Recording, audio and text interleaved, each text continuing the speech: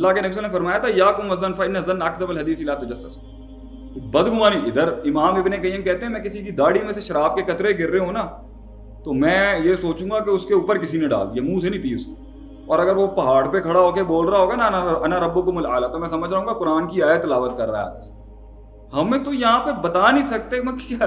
تو ایک تو کسی رول کو آپٹ کرنا اس لوگوں کی اصلاح کرنے کے لیے, رول کو آپٹ کرنا لوگوں میں بہتری لانے کے لیے, رول کو آپٹ کرنا قوم کو ایک ڈائریکشن دینے کے لیے, رول کو آپٹ کرنا کہ میں ان کو سکھاتا ہوں کہ جی میں جس سے گزرا نا اس سے یہ نہ گزریں, یہ آسان کام ہے. تو آپ نے فرمایا اگر کوئی چیز گری ہے تو اس کا 1 سال تک اناؤنس کرو اور اس کے بعد استعمال کر لو. اگر بالفرض اس کا کوئی شخص آ کے کلیم کر دو اس کو واپس دے دو. سمپل اصول بیان کیا آپ نے. کو گری پڑی کوئی چیز مل جائے اس کو آپ 1 سال تک اناؤنس کرتے ہیں. اب وہ آج کے دور میں کیسے ہوگا وہ علماء کے فتوے کو آپ دیکھ لیجیے گا. اس کو اناؤنس کرنے کے کیا اصول ہے, اور اس کا 1 سال کے بعد آپ اسے استعمال کر لیجیے گا, کر لیں. اگر اس کا رب جو ہے مطلب اس کا جو مالک ہے وہ آ جاتا ہے تو اس کو آپ اس کو واپس ہینڈ اوور کریں. آگے ہی بیٹھے ایک صحابی نے کہہ دیا اگر کسی کی بکری گھوم جائے پھر کیا کریں. مطلب اصول سمجھا دیا پھر بھی آگے کوشچن. پھر کسی نے سوال کیا اگر اونٹ گھوم جائے تو کیا ہو. تو حضرت عمر رضی اللہ عنہ کہتے ہیں میں نبی صلی اللہ علیہ وسلم کو اس کوشچنز کی بیسس کے اوپر تھوڑا سا ڈسگسٹ فیل ہوتا ہوا دیکھ رہا تھا کہ یار پراپر ایک اصول سمجھا دیا پھر کوشچن. آپ نے فرمایا اونٹ کا کیا ہے, خود گھوم پھر لے گا, خود کھا پی لے گا, اپنا لحاظ خود کر لے گا. تو پھر یہ سارے صبر ہے سارا. قوم کو ابھی یہاں کا پتہ نہیں ہے, ابھی اپنے خطرات اور تھریٹس کا پتہ نہیں ہے, صبر. وہ پھر بونگیاں مارے گی جا کے. منع کر رہے ہیں کہ بھائی اس بچے کے اس لڑکے کے ساتھ نہ اٹھے بیٹھیں, یہ یاریاں یہ عشق نہ پالیں, پھر بھی جائے گا. وہ نفس ہے نا, خواہشات ہیں, کیسے چھوڑ دیں گے آگے. ہم اپنی قوم کو یہ کہہ کے تھک گئے ہیں بے حیثیت ہے, بہت چھوٹی فقیر اور حقیر حیثیت ہوتے ہوئے اس امت کے اندر کہ بھیا کہ ٹائم لاس کے, یہ جملہ سنیے گا, ٹائم لاس کے نیور بی ریکورڈ. وقت جو ضائع ہو چکا ہے نا وہ مر کے بھی واپس نہیں آ سکتا. تو جس قوم کی 40s کی عمر والوں نے اپنا 1 گھنٹہ ضائع کیا ہے اور 30s کی عمر والوں نے 1 گھنٹہ ضائع کیا ہے اور 20s کے ایج فریم والوں نے گھنٹہ ضائع کیا ہے, آپ مر کے بھی جی جائیں گے نا تو تب بھی وہ 1 گھنٹہ ریکور نہیں ہو سکتا. بالمقابل جب قوموں کے بیچ میں سویلائزیشن وار چل رہی ہے تو جو 40 سال والوں نے اپنا 30 سے 40 کے دہائی ضائع کی ہے نا, چاہے دین سیکھنے میں, دنیا سیکھنے میں, یا کسی بھی لحاظ سے فیملی اسٹیبلش کرنے میں, یا اپنی ایک امپائر کانسٹیٹیوٹ کرنے میں, وہ بہت مشکل ہے آنا. اگر واپس لانا پڑے گا تو پھر قربانی بہت دینی پڑے.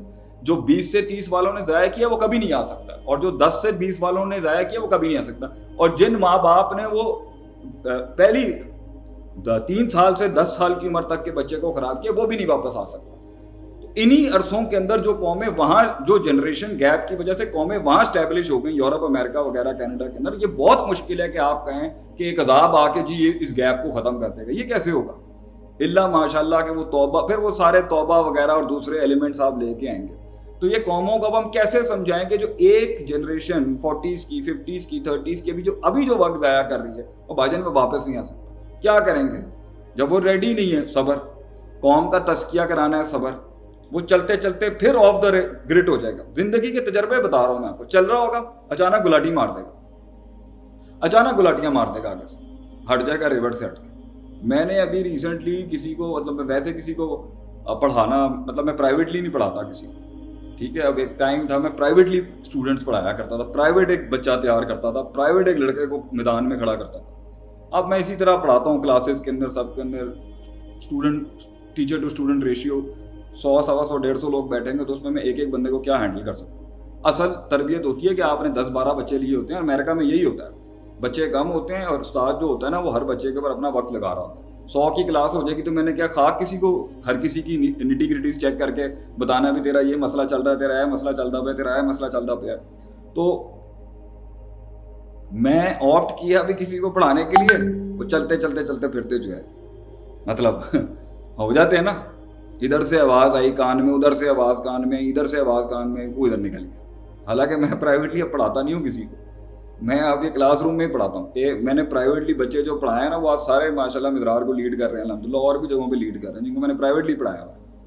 کیونکہ اس کے نا پھر میں اس کو ٹائم بھی دیتا ہوں, اس کی صبح شام اس کی پرابلم سنتا ہوں, اس کو بتا رہا ہوتا ہوں یہ وسوسہ یہاں سے آ رہا ہے, یہ ڈاؤٹ یہاں سے آ رہا ہے, یہ جن آ رہا ہے تجھے تنگ کرنے کے لیے, یہ ایتھیسٹ آ رہا ہے یہاں سے یہ کہنے کے لیے, یہاں سے یہ شک آ رہا ہے. پورے ٹائم دینے پڑتے ہیں. صبر, وہ آپ سے سوال ہی نہیں کریں گے. صبر. نبی صلی اللہ علیہ وسلم نے فرمایا ہر جہالت جو ہے نا بیماری ہے, اور جہالت کی بیماری کا حال ہے سوال ہی نہیں کریں گے. شادیاں ہو جائیں گی سوال نہیں کریں گے, بچے ہو گئے اب کیا کرنا ہے پوچھیں گے نہیں بڑوں سے کہ بھائی اب کیا کرنا ہے, شادی کے پہلے 2 سالوں میں کیا کرتے ہیں, اگلے 2 سالوں میں کیا کرتے ہیں, بیوی کو کیسے انٹیگریٹ کرتے ہیں. میکے کی باتیں آ رہی ہیں بھی میرے گھر میں بول رہی ہیں, میرے گھر والے میرے مسئلے میں بول رہے ہیں, تو ایک میاں بیوی کی اپنی پرسنل انٹیگریٹڈ لائف کیسے اسٹیبلش ہوگی؟ ہر جگہ سے بول رہے ہوں گے تو ان کی پرسنل انڈیپینڈنس کہاں جانی ہے؟ یہ بندے نے اپنی شادی کے اندر لیڈ کر کے آگے جا کے ایک پراپر ایک خود نے کنبا بننا ہوتا ہے نا. لیکن ہمارے پاکستان انڈیا کے اندر تو ایک آدمی کی شادی تھوڑی ہوتی ہے, 10,000 وہاں سے ہوتے ہیں, 10,000 لڑکی والے کے ہوتے ہیں, اور 50,000 لوگ ان کے بیچ میں بول رہے ہوتے ہیں. تو انہوں نے خاک انہوں نے گرو کرنا ہے آگے سے, وہ انہی قیدوں کے اندر بیٹھ کے وہ مائنڈ سیٹ رہ جاتا ہے. تو خاص نہیں, صبر, لمبا صبر ہو, یہ سارا صبر کا گیم ہے. لوگ کہتے ہیں جی آپ, میں اگر کبھی بھی سوچوں صبر کی گردان لگو, بھائی صبر ہی تو ہے, حوصلہ چاہیے آپ کو. آپ ایک بچے کو کہہ رہے ہیں کہ بیٹا تیرا پوٹینشیل نہیں ہے یہ کام کرنے کا, تو یہ والا کام, وہ اپنی آپ خدریاں جھاڑنا شروع ہو جائیں گے آگے سے بھی, مینوں بڑا پتہ ہے گا, مینوں بڑا پتہ ہے گا. مطلب آپ اندازہ لگائیں, میں خود جب چھوٹی ایج کا تھا نا, ہم اپنے والد کے سامنے کبھی کبھی مزاج دکھاتے تھے ٹینٹر. آج 40 کے ہوئے تو پتہ چل گیا یار ہم کتنے ڈنگر لوگ تھے, مطلب وہ کتنی سچ بات حق کی بات کرتے, میں بھی بیوقوفیاں مار فضول کی دوست. یہ دوست یار جو آپ نے پالے ہوئے نا یوتھ نے آج یہ دکھیں گے بھی نہیں آپ کو. مسلمان بچوں کا کیا کام ہے کہ وہ فضول لڑکوں فضول بیٹھکوں میں کیوں بیٹھے ہیں, اور بیٹا اس نے یہ پوچھیں گے بھی نہیں آپ لوگوں کو جب آپ کے اوپر جو طوفان گرنے ہیں نا, یہ منہ بھی نہیں دکھائیں گے آپ. اور میری بہنیں بیٹھ آپ کا کام کیا ہے کہ فضول لوگ رکھیں. المرء علی دین خلیلہ, بندہ اپنے ارد گرد کے مذہب کے لوگوں پر ہوتا ہے کہ کس سوسائٹی میں اٹھنا بیٹھنا شروع کرتا ہے.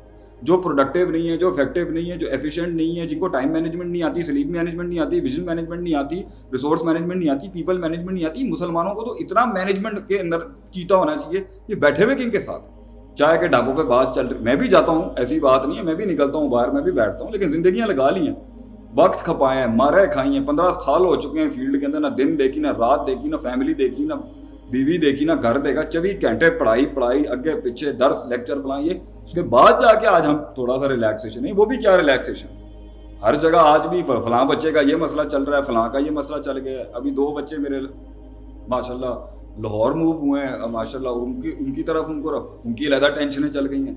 تو یہ تو زندگی ہے ہی لوگوں کو گائیڈ لائن دینے کا کام. تو صبر, مانے گا ہی نہیں اگلا, مانے گا نہیں اگلا, مزاج دکھائیں گے فضول, جی استاد بڑا متکبر ہے, مزاج والا ہے. تو بھائی اگر اس کے اندر 90% اچھی خوبیاں ہیں اور 10% اگر آپ میں ایک لیڈر کے ساتھ صبر, یہ بھی بڑا صبر ہے. ایک لیڈر کا ایک لیڈرشپ کے ساتھ جو صبر ہے نا, کہ بھائی ایک لیڈر دوسرے لیڈر کو مان لے کہ جی واقعی اس کے اندر مجھے اس سے کچھ لینا ہے. یہ کتنا بڑا ایشو ہے کہ بھائی میرے پاس علم ہے, اگر دوسرا بھی عالم بیٹھا ہوا تو بھائی مجھے اگر اس سے سیکھنا تو میں اس کے قدموں میں بیٹھ جاؤں گا جا کے. آج حالانکہ زندگی اتنی گزار لی ہے, کافی چیزیں جو بھی پڑھی, جو بھی مطالعہ کیا, جو بھی تجربات کیے, کیوں نہیں میں جاؤں گا پڑھنے کے لیے ان کے پاس, کیوں نہیں میں اپنی غلطیاں پھر سے چیک کراؤں گا, کیوں نہیں میں جا کے پوچھوں گا بڑے علماء, بڑے اساتذہ سے, جی استاد جی کوئی غلطی تو نہیں لگ گئی.